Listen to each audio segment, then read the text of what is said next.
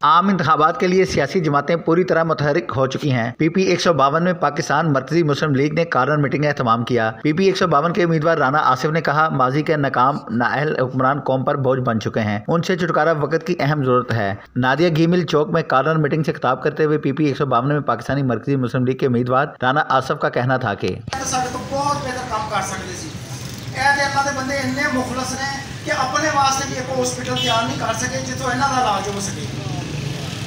अल्लाह ताला इन्होंने हदायत है, अल्लाह ताला नियमत दे के भेजता है कि भी बंदे की करते हैं, तो जो बंदे वो इंसाफ ना करन तो अल्लाह ताला फिर नबियां कौमां लैंदा। तो इंशाअल्लाह अल्लाह की तौफीक नाल अल्लाह ताला ने हिम्मत तौफीक दी है। पहले भी खिदमत का काम कर रहे थे तो हुण आइंदा भी खिदमत का काम जारी और सारी रहेगा।